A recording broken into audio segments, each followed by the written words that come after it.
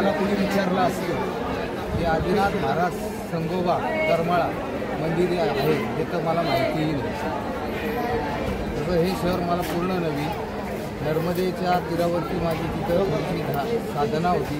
2016 साली मला नर्मदा मैयाचं दर्शन झालं होतं, पण ते सुद्धा मला 2-2.25 वर्षांनी काढलं. साधारण 23 मार्च 2024च्या अगोदर 3 ते 4 महिने अगोदर आसामवरनं ह्या पद्धतीच्या आध्यात्मिक पद्धतीच्या लोकांनी मला सांगितलेलं होतं की तुम्ही एकदा करमाळ्यामध्ये आदिनाथ भगवंताच्या इथे जा. ऐकलं आणि सोडून दिलं, कारण मला माहितीच नव्हतं आदिनाथ भगवंताचं आहे म्हणून. पुन्हा मग साधारण एका 3-1 महिन्यानंतर मला पुन्हा त्याच्यानंतर असा त्यांचाच फोन आला, तुम्ही जाऊन आलात का? म्हटलं कुठं? तर म्हणजे तुम्ही सोलापूरमध्ये. फारसा परिचय मला इकडचा नव्हता, कधी विचारही केलेला नव्हता. आणि ते म्हटले तुम्ही तिथं एकदा जाऊन या. ऐकलं आणि सोडून दिलं. पण दुसऱ्या दिवशी 3 ते 4 महिने अगोदर 23 मार्चच्या अगोदर 3 ते 4 महिने अगोदर साधारण त्यांनी मला असं सांगितलं. दुसऱ्या दिवशी मला आदेश आला, सुप्त शक्तीचा आदेश म्हणू आपण. आता हा सगळा अंतर्भाव आहे, तुमची दृष्टी आहे त्याच्यावर आहे. तुमच्याकडे कुठली दृष्टी त्या पद्धतीने प्रत्येकजण बघू शकतात. त्यांनी मला ज्यावेळेस सांगितलं त्याविषयी दुसऱ्या दिवशी मला आदेश आल्यानंतर मी त्यांना फोन केला. फोन केल्यानंतर त्यांनी मला सांगितलं की तुम्ही डायरेक्ट न जाता करमाळ्यामध्ये जा. करमाळ्यामध्ये मी जेव्हा पहिलं पाऊल ठेवलं तेव्हा एकही व्यक्ती माझ्या इथली ओळखीची नव्हती किंवा कोणी मला इथं ओळखत नव्हतं. फक्त एकच गोष्ट कळली होती की इथं एक गोशाळा आहे, तिचं नाव होते गोशाळा.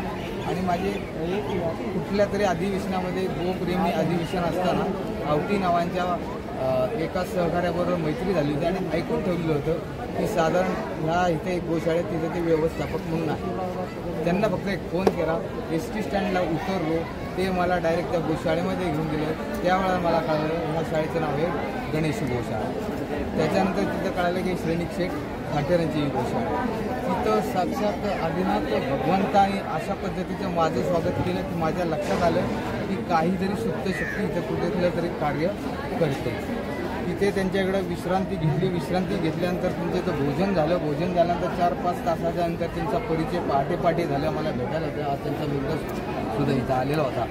आणि त्या 2-3 तासामध्ये गोमातेबद्दल काही चर्चा झाल्या आणि आम्ही एकमेकाला हृदयामध्ये बंधनामध्ये बांधून दिले.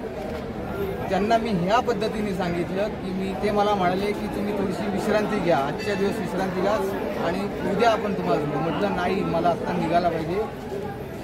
या करमाळ्यामध्ये आदिनाथ महाराजाचं कान्होबा का राडोबा म्हटलं. मी काय म्हणालो, कान्होबा का राडोबा आहे, तिथं मला जायचं आहे म्हणून. ते म्हटले कान्होबा राडोबा नाही, संगोबा का? म्हटलं हा संगोबा. ते स्वतः मला इथं घेऊन आले आणि ह्या इथं मी आलो. मी तिथं घोडीवरती बसलो आणि पहिला माणूस इथं मी जोडला. आल्यानंतर सगळा इथला मी अभ्यास केला. अभ्यास केल्यानंतर पहिली मला उणीव दाखवली साक्षात आदिनाथ महाराजांनी सगळ्यांच्या अगोदर मी आहे. 4 धामाच्याही पलीकडचं आलेली मी आहे. आणि आज माझी इथली परिस्थिती अशी आहे. त्यांनी मला स्वतः सांगितलं ब्रह्ममृतामध्ये की इथं तुला ओळखीचं आहे कोणी नसलं तरी किमान रोजचा नैवेद्य मला दाखवायला तू सुरुवात कर. कुणाचं सहकार्य काही नाही, पण अचानक नाही का काही लोक चांगली मला भेटत गेली आणि ह्याची सुरुवात केली.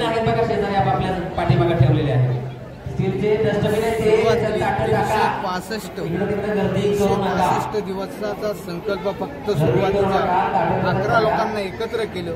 त्याच्यामध्ये प्रदीपजी दळवी, त्याच्यानंतर आमचे पानाचंद भाऊ, त्याच्यानंतर तुमचे भरत महाराज,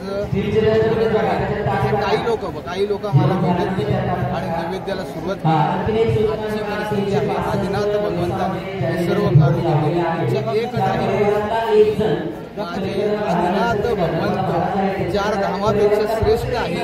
त्याला तुमच्या सगळ्यांकडून मी प्रार्थना करतो की 1 नंबरला आपला हा धाम जायला पाहिजे.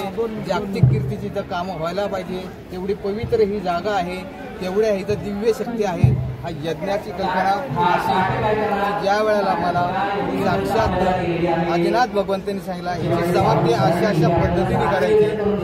अशा पद्धतीने करायची, त्यावेळेला मला पहिल्यांदा असं सांगितलं की तू जोपर्यंत कमलाई मातेला इथं आणत नाही, कारण कमलाई माता ही इथली कुलस्वामिनी आहे, कमलाई मातेला आणली, इथल्या दिव्य शक्ती देवांना एकत्र आणायचा मी आणलं, त्यांच्या आशीर्वाद मी नाही आणलं, आदिनाथ भगवंतांनी आणलेले. मी फक्त काय करतोय, पाऊल टाकतोय. आणि त्यांच्या साक्षीने आज जो यज्ञ घेतलेला आहे, आजचा यज्ञ घेतलेला आहे, हा ओम स्वाहा अहंकार यज्ञ जो आहे त्याचा साधारण असं आहे की हा यज्ञ ज्या वेळेला घेतला जातो त्या पाठीमागे कुठला तरी संकल्प केलेला असतो. संकल्प हा कधी सांगायचा नसतो, कारण तो पूर्ण करायचा असतो.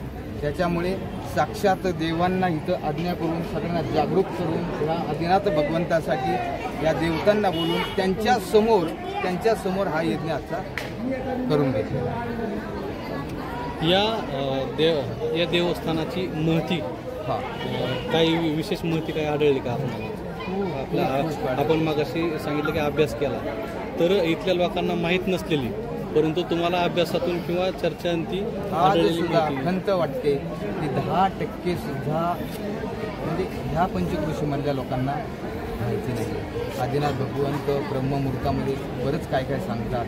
दर्शनं दिली तिथे तुम्ही गेला तर तुम्हाला एक अशी माझ्याकडे 4 ते 5 उदाहरणं आहेत. ज्यावेळेला तुम्ही यज्ञ घेता, आदिनाथ भगवंत किती कृपाळू आहेत, किती दयाळू आहेत.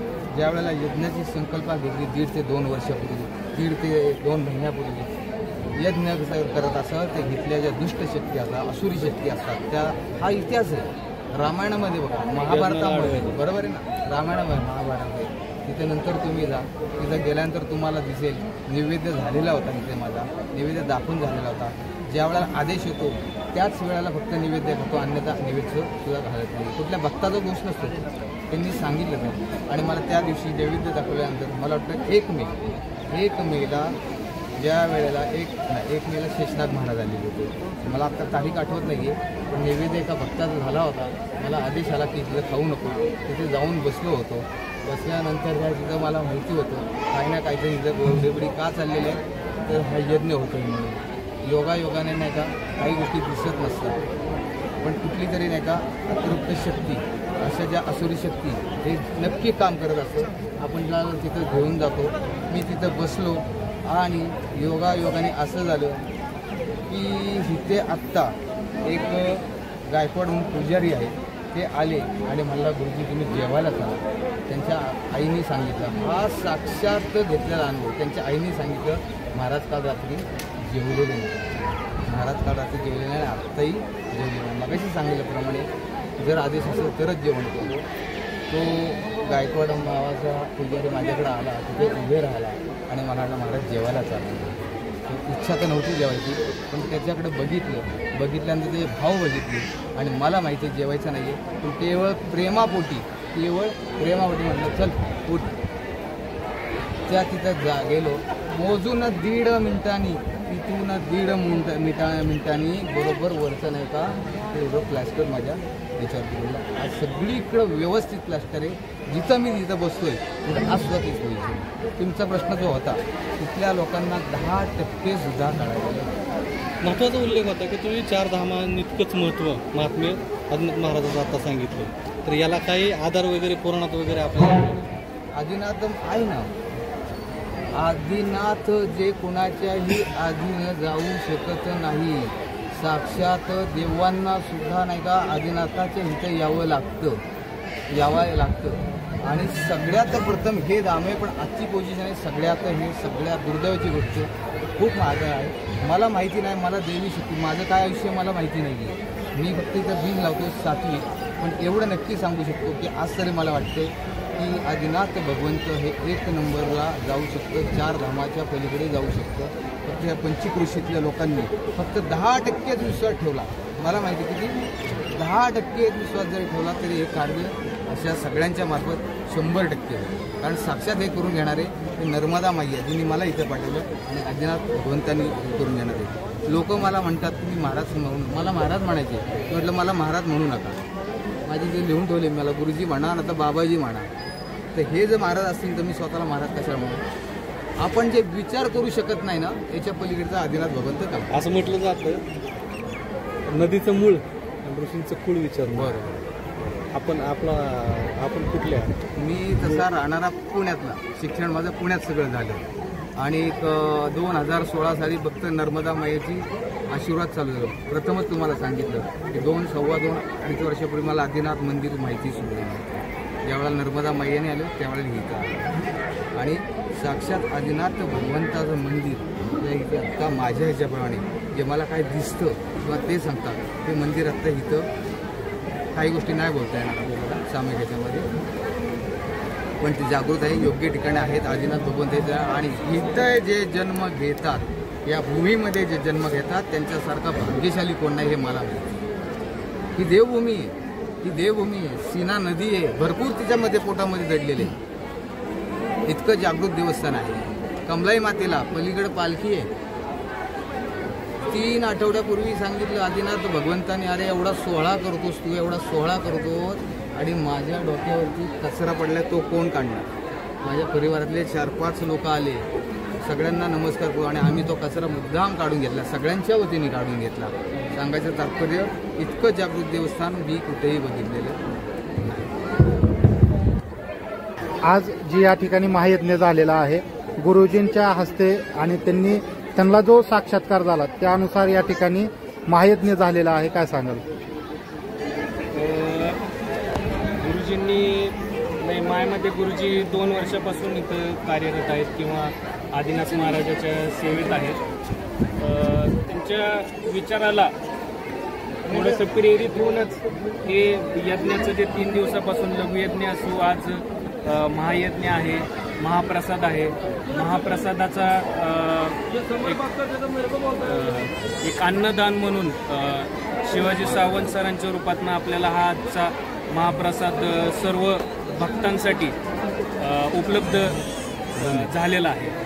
आणि अशाच प्रकारे जसं याच्या आधी आपली चर्चा झाली, दरवर्षी अशाप्रमाणे उपक्रम घेण्याचे किंवा अशा प्रकारचे कार्यक्रम किंवा यज्ञ घेण्याचे मानस आम्ही ठेवलेला आहे. आज तुम्हाला या ठिकाणी या महायज्ञामध्ये सहभागी होण्याचं एक पुण्य मिळालं आहे, भाग्य लाभलेलं आहे, काय सांगाल? नक्कीच हे माझ्यासाठी पुण्यच होतं की मला सर्व आयोजकांनी आज यज्ञासाठी मला बसण्यासाठी किंवा पूजेसाठी मला मान दिला. आणि नक्कीच हा यज्ञ पूर्ण झाल्यावर एक पॉझिटिव्ह एनर्जी, असं म्हणतात की पॉझिटिव्ह एनर्जी आणि एक वेगळंच प्रसन्नता वाटली.